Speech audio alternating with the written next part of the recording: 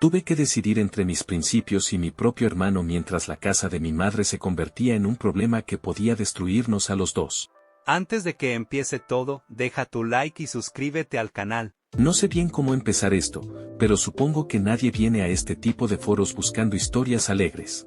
Así que lo voy a decir tal cual lo pensé la primera vez que abrí el blog de notas en mi celular, sentado en el aeropuerto con un café frío que sabía más a aluminio que a café. Mi mamá murió, y tuve que volver a un país que ya no siento mío para despedirla y enfrentar a un hermano al que no veía desde hacía casi 4 años. Viajé de madrugada porque era lo más barato que encontré. Fueron 13 horas entre conexiones, sillas duras, retrasos, y esa sensación espesa de que estás volviendo a un lugar que dejaste atrás por una razón. Hace 7 años que vivo en otro país, intentando rehacer mi vida después de que un familiar me arrastrara a una deuda absurda que casi me destruyó. No voy a entrar en detalles ahora, solo digo esto para explicar por qué no quiero nada a mi nombre, ninguna propiedad, ninguna cuenta, nada que pueda atarme de nuevo a problemas que ya me costaron demasiado. Cuando aterricé, no sentí nostalgia. Sentí calor, polvo, ruido. El mismo caos de siempre. Pero yo ya no era el mismo. El velorio fue esa misma tarde. Llegué con la cara hinchada, ojos pesados, ropa arrugada por tantas horas de viaje. La funeraria seguía igual que en mis recuerdos. Paredes beige desgastadas, sillas de metal que chirriaban, olor a flores blancas y café recalentado. Mi mamá llevaba casi un año enferma. Una enfermedad larga, lenta, desgastante. Yo la llamaba todas las semanas, a veces más, pero nunca fue suficiente. Mi hermano menor estuvo más presente, eso lo reconozco. Estaba en la misma ciudad, visitándola cuando podía. Aunque cuando podía en él siempre significó algo elástico, porque vivía escondiéndose, evitando lugares donde pudieran pedirle documentos o hacerle preguntas. Su vida se había convertido en una mezcla rara de trabajos temporales, deudas, amigos que iban y venían, y una racha de decisiones malas que se le habían ido de las manos. Lo vi antes de que él me viera. Estaba en una esquina, con una gorra baja, como si estuviera vigilando la entrada más que despidiendo a nuestra madre. Se veía más delgado, más cansado, con esa tensión en los hombros que siempre tiene cuando teme que alguien lo reconozca. Sus ojos estaban rojos, no sé si por llorar o por no dormir. Quizá ambas cosas. Nos acercamos sin decir nada. Fue un abrazo extraño, rígido, como si los dos estuviéramos midiendo cuánto habíamos cambiado desde la última vez. Llegaste rápido, me dijo sin mirarme mucho. Sí, respondí, porque no sabía qué más decir. Me acerqué al féretro. Y ahí estaba ella, mi mamá, más delgada de lo que recordaba, con las manos cruzadas, con ese gesto tranquilo que solo tienen quienes ya no cargan más peso. La miré largo rato sin entender cómo alguien puede ser el centro de tu vida durante años y, de pronto, convertirse en silencio. Dicen que en los velorios uno llora, pero yo no lloré. No sé si por shock, por culpa o por las dos cosas. Mi hermano sí lloró. No de forma dramática, ni llamando la atención. Lloró en silencio, con la cabeza baja, como si estuviera admitiendo algo. Tal vez que sí la quería. Tal vez que no estuvo tanto como pudo. Tal vez lloraba por él mismo, porque la única persona que siempre lo perdonaba ya no estaba. Las tías hablaban bajito. Los vecinos entraban y salían. Cada uno decía lo mismo, que joven, que injusto, que mujer tan buena. Yo solo asentía porque no tenía energía para más. Cuando quedaron pocos, nos encontramos los dos solos. Fue la primera conversación real en años, y aún así empezó incómoda. Ella te esperó, dijo él finalmente, todavía sin levantar la mirada. Lo sé. Hablaba de ti todos los días. Lo sé. Hubo una pausa larga, pesada. No pensé que vendrías, soltó al fin, mirándome por un segundo.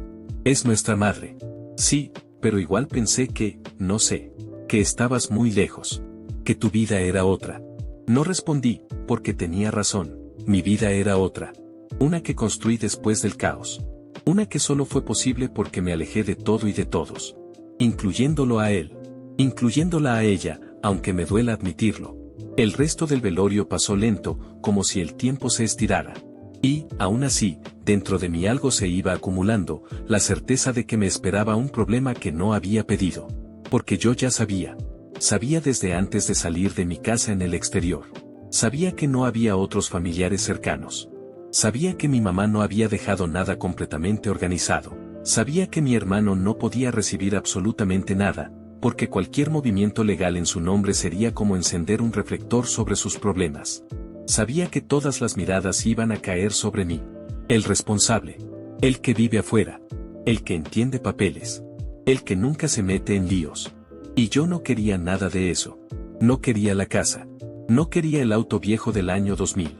No quería los $15,000 de la cuenta de ahorro. No quería volver a tener mi nombre asociado a ningún trámite, a ningún riesgo, a ninguna responsabilidad que pudiera explotar después. Pero ahí, frente al cuerpo de mi madre, frente al hermano que no podía asumir nada, frente a las tías que repetían que ustedes dos tienen que arreglar todo, entendí algo que me cayó encima como una piedra. Esta herencia que nadie podía recibir iba a terminar en mis manos, quisiera yo o no, y ese fue solo el comienzo. El día después del velorio fue peor que el velorio mismo. No sé si eso le pasa a todo el mundo, pero para mí siempre fue así: cuando la gente deja de venir, cuando el café se enfría en la mesa de la cocina, cuando las flores ya no huelen a nada, ahí empieza el verdadero peso. Desperté en el sofá de la casa de mi mamá, con la espalda hecha mierda, escuchando a unos pájaros que siempre odié porque hacían ruido desde antes de que saliera el sol. Mi hermano no estaba. Había dormido en la casa de un amigo, según dijo. O eso fue lo que entendí. A veces siento que él nunca dice dónde está realmente, solo elige una versión de sí mismo que suena menos problemática. A las 10 de la mañana teníamos que reunirnos con la abogada que llevaba el proceso del hospital y se encargaría también de iniciar el inventario. No era ni una gran oficina ni una profesional elegante, era una mujer de unos 50 y tantos, con gafas gruesas y una paciencia que se veía frágil desde que abría la puerta. Lamento la pérdida de su madre, nos dijo, como quien lee un guión aprendido. Asentimos en silencio. El testamento, si es que podía llamarse así, era más una carta formalizada en cartorio que un documento estructurado. Mi mamá nunca fue organizada, pero tampoco era irresponsable. Era solo, humana. Y, como muchas personas de su generación, vivió creyendo que ya habrá tiempo para hablar de eso. No hubo tiempo. La abogada abrió una carpeta y empezó a enumerar las cosas con una voz monótona, casi robótica: la propiedad registrada en el barrio Las Rosas, la cuenta de ahorro con un saldo aproximado de $15,000, el vehículo modelo 2000, y objetos personales sin tasación económica pero con valor sentimental. Luego, levantó la mirada. No hay herederos alternativos. Todo pasa a nombre de ustedes dos. En ese momento, sentí el estómago cerrarse.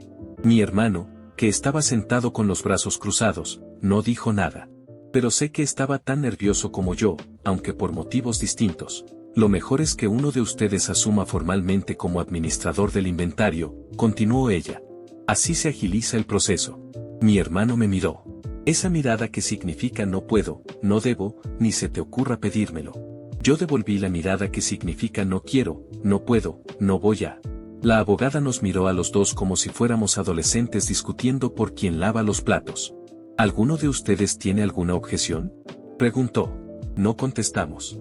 Ella entendió el silencio como cooperación. Error. Bien, entonces es simple, dijo. Uno de ustedes firma como responsable, el otro solo firma como coheredero. Después veremos cómo reparten todo. Yo respiré hondo. Perdón, dije finalmente, pero, ¿qué pasa si ninguno de los dos puede o quiere asumir? La abogada frunció el ceño como si jamás hubiese escuchado esa frase. No es una opción, respondió. Si no lo hacen, el proceso queda estancado y la propiedad puede pasar eventualmente al Estado. Lo mismo con la cuenta. Es decir, ustedes pierden todo. Mi hermano se movió incómodo en la silla. Y sí, comenzó él, sin saber cómo terminar la frase. Si quieren ceder la herencia, también es un trámite largo. Y si ambos la ceden, al final es lo mismo, pasa al Estado, interrumpió la abogada. La idea de que la casa de mi mamá terminara en manos del Estado me revolvió el estómago. No era una casa grande, ni valiosa, ni especial para el resto del mundo. Pero era su casa. Su sillón viejo. Su jardín con plantas que siempre se le morían pero que insistía en volver a plantar. Su olor a detergente barato. Sus cosas. Y la cuenta de ahorro, bueno, eran $15,000, que para algunos no será nada, pero para mi hermano significaba meses de sobrevivencia. Y para mí, significaba un recordatorio de lo duro que trabajó ella para dejar algo. Pero asumirlo a mi nombre no era una opción. No lo era. No después de todo lo que viví limpiando la deuda que otro me dejó. No después de años construyendo una estabilidad tan frágil que cualquier documento mal firmado podría joderla de nuevo. Y él tampoco podía. Si lo hacía, saltaría inmediatamente en algún sistema, con riesgo de embargo, arresto o lo que fuera que su historial pudiera activar. Su vida entera era una cuerda floja. Necesitamos tiempo, dije al final. La abogada suspiró. Tienen 30 días para iniciar formalmente el inventario judicial. Si no lo hacen, el juez puede aplicar sanciones y bloquear temporalmente los bienes. No es algo que recomiendo. 30 días. 30 días para decidir quién de los dos arruinaba su vida un poquito más. Salimos de la oficina sin hablar. El sol pegaba fuerte y el aire olía a gasolina. Caminamos hasta la esquina, él mirando el suelo, yo mirando el vacío. Finalmente, él dijo, no puedo poner nada a mi nombre. Ya lo sé. Y tú tampoco quieres.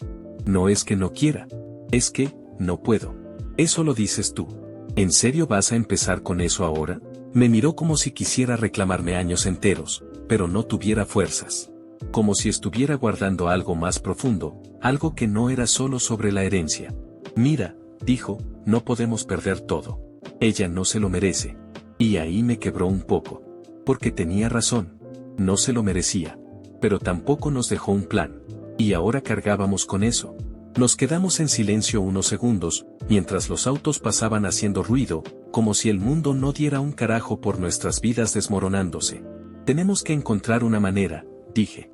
Sí, respondió él, pero no sonó convencido. Y entonces, sin siquiera decidir nada, entendí que estábamos entrando en una espiral de discusiones, decisiones apuradas y riesgos legales de los que nadie iba a salir ileso. El problema ya no era la herencia. Era lo que la herencia exigía de nosotros. Y eso recién estaba empezando. No pasaron ni 10 minutos después de entrar a la casa cuando mi hermano menor soltó la bomba. Tenemos que resolver esto rápido, ¿sí?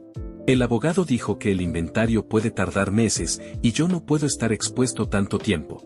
No dijo a qué se refería exactamente con expuesto, pero no hacía falta. Sus problemas, esos malditos problemas, como si la vida fuese una escala, lo perseguían incluso ahí, con el olor de mamá todavía pegado a las paredes. ¿Qué estás proponiendo?, pregunté. Él respiró hondo, nervioso, como si estuviera a punto de cometer un error que necesitaba justificar antes de hacerlo. Podríamos poner todo en tu nombre. La casa, el carro, los muebles, todo. Solo por ahora. Tú firmas, tú recibes, y después, yo te digo cómo lo distribuimos. Por fuera. Lo miré sin responder. Era una mala idea. Increíblemente mala.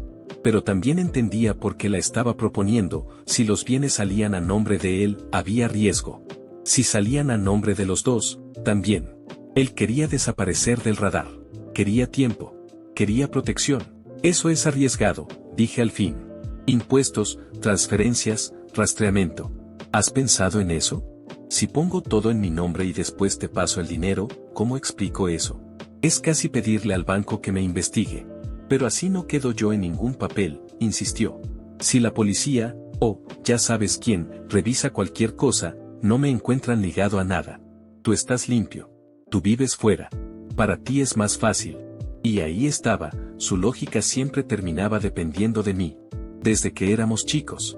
Desde que yo era el que resolvía, el que no se metía en problemas, el que sabía pensar. Esa expectativa siempre me había dejado exhausto. Me pasé la mano por la cara. El cansancio del viaje, el duelo, la hostilidad de la casa vacía, todo se mezclaba. Hay otra opción, le dije. Podemos dejar todo como está, vender cuando termine el inventario y yo te doy tu parte por fuera. Pero igual queda rastro bancario. Igual huele raro. Tú siempre complicas todo, respondió, como si yo fuese el culpable de las leyes del país. No estoy complicando, dije, conteniéndome. Estoy diciendo la verdad. La realidad es esta, cualquier camino tiene riesgo. Para ti no, disparó. Tú te fuiste. Vives allá como si nada.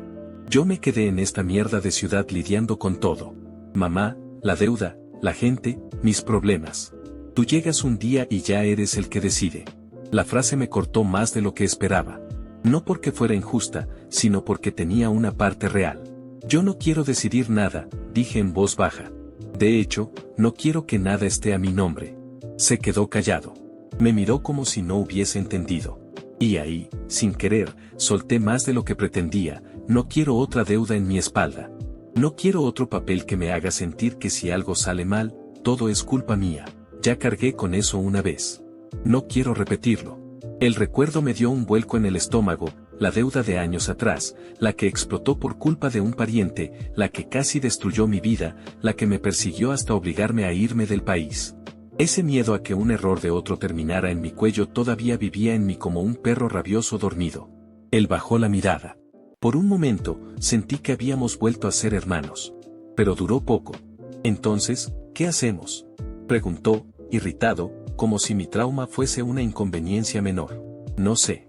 Pero poner todo en mi nombre no es opción. Es demasiado peligroso para los dos. Siempre tienes excusas, dijo, casi escupiendo las palabras. Siempre quieres que yo arregle tus problemas, respondí, igual de rápido. Nos quedamos en silencio. La tensión era tan grande que parecía que la casa completa contenía la respiración. Pero luego algo cambió. Él suspiró, se dejó caer en la silla de la cocina y se frotó la frente con ambas manos. Mira, no quiero pelear. De verdad. Solo, estoy cansado. Y asustado. Mamá ya no está. No tengo a nadie más. Y si las cosas salen mal, no terminó la frase. Y ahí, por primera vez en años, sentí un pequeño impulso de protegerlo. No de la ley, ni de sus decisiones, sino del miedo puro que estaba escondiendo bajo toda esa dureza. Me senté frente a él. Vamos a encontrar una solución. No hoy. No ahora. Pero la vamos a encontrar. Los dos. Él asintió. No era un acuerdo real, pero era lo más cercano que habíamos tenido desde que llegué. Un equilibrio frágil. Una tregua improvisada. Un hilo tan fino que podía romperse en cualquier momento. Y aún así, era un comienzo. Los días siguientes se volvieron un infierno lento, rutinario, burocrático. El abogado del inventario me escribía casi diario con listas de documentos, certificados de defunción, escrituras viejas, comprobantes de servicios, números de cuentas de una época en la que mamá todavía podía caminar sola hasta el banco. También pedía plazos, firmas, autorizaciones, copias escaneadas, cosas que yo ni sabía que existían. El problema era que todo requería 2 firmas. Siempre 2. Y mi hermano no podía aparecer en ninguna oficina. Ni en ningún registro. Ni en ningún maldito pasillo donde hubiera una cámara. Así que yo cargaba con todo. Me levantaba temprano, caminaba hasta la notaría que quedaba cerca de la plaza central, esperaba sentado con un recibo en la mano, explicaba que mi hermano estaba enfermo o viajando o por llegar, y después volvía a casa con la sensación de estar mintiendo para sostener una estructura que no se sostenía por ningún lado. Mientras tanto, él entraba y salía de la casa como un fantasma. A veces amanecía ahí, en el sofá, con las cortinas corridas y el celular sin batería. A veces desaparecía 2 o 3 días sin decir nada. Decía que era por seguridad. Yo decía que era irresponsabilidad. Nunca hablábamos en el mismo idioma emocional. Un martes por la tarde, mientras revisábamos una carpeta de papeles que encontré en el cuarto de mamá, explotó la primera gran discusión. Aquí están los recibos de los últimos meses, le dije. Necesitamos entregarlos al abogado. Y necesito que por lo menos firmes esta autorización para el acceso a la cuenta. No puedo firmar nada, respondió, casi ofendido. ¿No entiendes? Lo que entiendo es que estoy haciendo todo solo. Él dejó caer los papeles sobre la mesa, frustrado. ¿Solo? ¿En serio vas a decir eso? ¿Tú? ¿El que se fue hace años? Ahí estaba. Sabía que tarde o temprano saldría. Yo no me fui por gusto, respondí. Tú sabes lo que pasó con esa deuda. Sabes cómo me jodió la vida.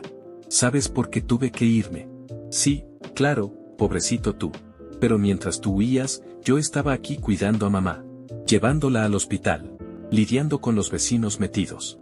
Con los doctores, con los gastos, con su dolor. ¿O eso no cuenta? Nunca dije que no contaba, murmuré. Nunca lo dijiste porque nunca estuviste, escupió. El silencio que siguió fue áspero. Ese día no hablamos más. Yo me encerré en el cuarto que había sido mío en la adolescencia, intentando respirar. Él se fue sin avisar, otra vez. Regresó a la madrugada, con olor a cigarro, temblando un poco por el miedo de haber sido reconocido en la calle.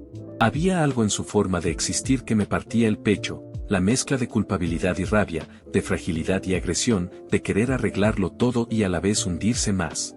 Con el paso de la semana, pequeñas cosas fueron echando más leña al fuego. Llegó una carta del juzgado y la vecina de enfrente la recogió antes que yo. Cuando me la entregó, dijo, tu mamá estaría triste de verlos así. Sería mejor que resolvieran rápido. La gente comenta, no sabía que era peor, que la gente estuviera hablando o que ella pensara que tenía derecho a decirlo. Otra mañana, un funcionario del abogado llegó para verificar datos de la casa. Mi hermano estaba adentro. Lo vi correr al baño como si fuera un fugitivo profesional. Tuve que inventar que yo vivía allí temporalmente y que no había más residentes. Y al final de cada día, cuando intentábamos hablar, cualquier frase se convertía en acusación. Siempre te creíste mejor que yo. Tú siempre fuiste el favorito de mamá.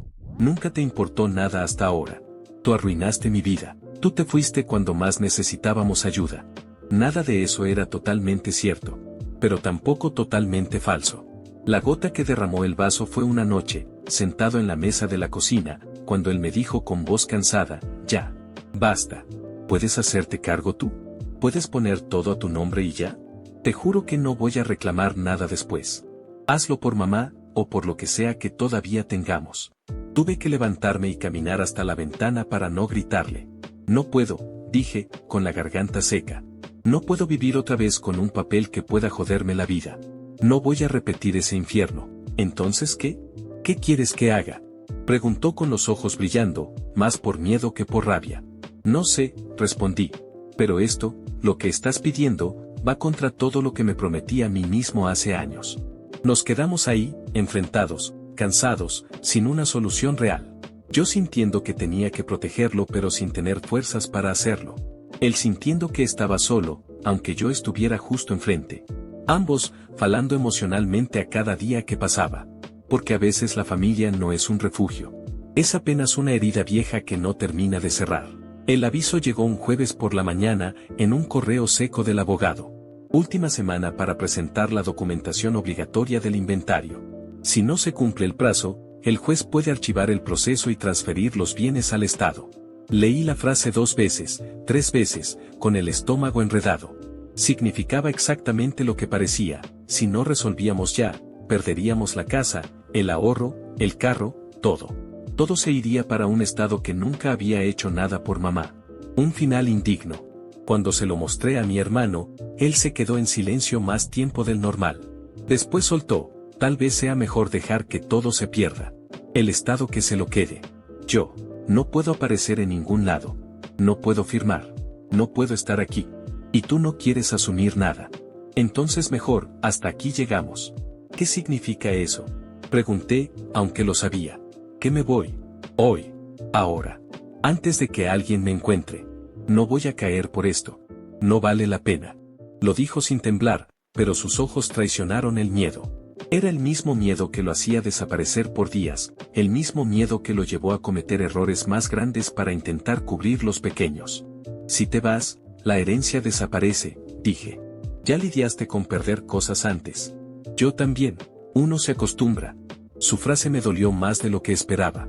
No solo por lo que decía, sino por lo que significaba. Estaba listo para romper el último lazo que nos quedaba. Esa noche tuvimos la conversación más dura de nuestras vidas. La más honesta. La más desagradable. Sentados en la sala, con las luces apagadas, apenas iluminados por la ventana. ¿Sabes por qué no puedo poner nada en mi nombre? Le dije. Porque aún tengo pesadillas con aquella deuda. Años pagando algo que yo no debía. Años siendo perseguido por algo que ni siquiera hice. Y ahora quieres que firme un documento que puede joderme igual o peor. ¿Y yo? Respondió. ¿Tú crees que no tengo pesadillas? ¿Que no me arrepiento de cada mierda que hice? Pero ya no tengo salida. Tú al menos puedes volver a tu vida. Yo no tengo vida a la que volver. No puedes seguir huyendo siempre. ¿Y tú? ¿No estás huyendo también?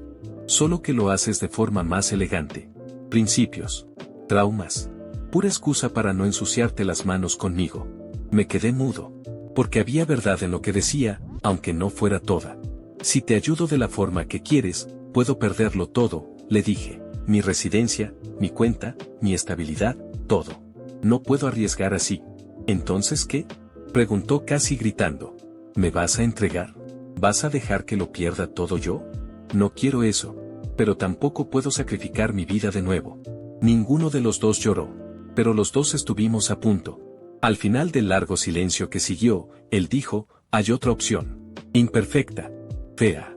Pero opción. Dila. Pon la casa solo a tu nombre. No todo lo demás, solo la casa. Es lo que más vale. Lo demás, vendemos por fuera. Dividimos en efectivo. Sin cuentas. Sin rastros. Tú no envías nada al banco. No declaramos nada. Lo hacemos a la antigua. Rápido. Era un arreglo torcido. Legal en apariencia, ilegal en los detalles. Arriesgado para ambos, pero menos que cualquier alternativa. Y lo peor, era probablemente la única forma de no perder la casa ni exponerlo. ¿Y después? Pregunté. Después me voy. Por un tiempo largo. No voy a quedarme aquí a esperarlo. Tú te quedas con la casa. Véndela o quédate. No me importa. Solo no quiero que termine en manos del Estado. Mamá odiaría eso. La sombra de mamá, otra vez en medio de nosotros. Respiré hondo. Sentí el peso del decisionario hundirse en mi pecho. Mis principios contra su miedo. Mi promesa contra su vida entera. Y entonces supe que ya había elegido, aunque todavía me resistiera a decirlo. Está bien, respondí despacio. Lo hacemos así. Él cerró los ojos, como si acabara de soltar un peso enorme. Yo sentí el mío caer sobre mis hombros. Las consecuencias empezaron en el mismo instante. Llamé al abogado y pedí que avanzara con la titularidad solo a mi nombre. Él me recordó los impuestos, las responsabilidades, las inspecciones fiscales. Le dije que ya lo sabía. Mi hermano salió de la casa 2 horas después, con una mochila vieja. No me dijo a dónde iba. Solo dijo, gracias. No sé si merezco esto. Probablemente no. Pero gracias. No hubo abrazo. No hubo reconciliación. Solo un acuerdo silencioso entre dos hombres cansados que se habían quedado sin opciones. Lo vi caminar por la calle vacía hasta que se perdió en la esquina. Y mientras lo veía desaparecer, supe que algo entre nosotros también se estaba yendo para siempre. Algo que, probablemente, ya estaba roto desde hace años. El trámite del inventario terminó 2 semanas después de que mi hermano se fue. El abogado me entregó un folder con el título inscrito a mi nombre, la casa, los papeles del carro, los registros de la cuenta de ahorros. Todo limpio. Todo legal. Todo más pesado de lo que imaginé. Firmé sin temblar. Pero me tembló el alma. A partir del momento en que estampé mi firma final, sentí como algo invisible se cerraba alrededor de mi pecho, una responsabilidad que no pedí, una carga que siempre había querido evitar. Cargar con los papeles también significaba cargar con los fantasmas, mis decisiones, las suyas, las de mamá, las de un pasado que ninguno de nosotros supo manejar. Mi hermano no volvió a aparecer. No llamó. No escribió. No sé si está en otra ciudad, escondido en la casa de alguien, o cruzó la frontera como pudo. Lo único que sé es que ahora vive bajo un riesgo constante. Tal vez menor que antes, tal vez diferente, pero presente.